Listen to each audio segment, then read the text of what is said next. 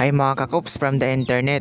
Ngayong araw nga pala ay pumunta nga pala kami dito sa tinatawag nilang Ilawod. At dito nga pala ay kasama ko nga pala yung tropa ko. Dahil sa kanila pala to at dito nga pala sila nakatira. At dito nga pala ay may nakita nga pala akong duyan, kaya naman nagduyan muna ako dyan dahil nga naman napakagandang tanawin na makikita mo kapag nagduyan ka. Dito nga pala ay tinatawag lang nila tong Ilawod at dito nga pala ay pangalawang beses ko nang pagpunta. Dito nga ay habang nagduduyan nga pala ako dito ay puro iba't ibang hunin ng mga ibon, hunin ng mga baka, basta marami at napakagandang tanawin lang yung makikita mo dito. Nakakatanggal ng stress. Ibang iba talaga pag nasa bundok or nasa probinsya ka, lahat ng bagay maririnig mo, relax na buhay, magandang buhay na kahit papano ay nakaka-survive. Habang nandito nga ako ay naalala ko naman yung pamumuhay namin yung nasa bukid din kami, dahil ganoon ay sobrang saya din ang pamumuhay namin na kahit medyo salat sa yaman ay okay lang naman kasi masaya naman manirahan talaga dito sa bundok. Habang nandito nga pala ako ay tamang video, tamang picture at napakaganda talaga ng kapaligiran dito, kaya naman di ko maiwasan ay video. Nung mga panahon nga ng mga bata pa tayo ay dito nga naghahabulan, naglalaro at nagkakulit-kulitan dito sa mga bakuran na ito, at doon nga masabi mo na talaga na enjoy yung buhay. Sa ngayon kasi ang ating buhay habang tumataas yung ating edad ay dumadami din na ating dapat gawin, dapat nating problemahin. Hindi naman sana sabi ako na marami tayong dapat problemahin, dahil sa buhay natin ay kasabay na yung problema at kasama na natin yan sa panghabang buhay. At dito nga pala ay habang naglalakad-lakad lang ako dito ay di ko maiwasan talaga na i-enjoy na habang nandito ako ay ini-enjoy ko talaga. Sa mga oras ngang ito ay patakip silim na at dito nga pala ay naabutan pa pala ako na magtatakip silim, kaya naman sabi ko okay lang to kasi naman na presko na naman yung hangin talaga. Dito nga pala may nakita nga pala ako ditong baka, kaya naman na ipag-isip-isip ko na mga paghabulan dito.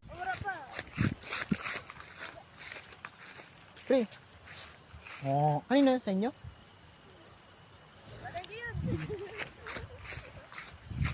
Ayan guys, oh.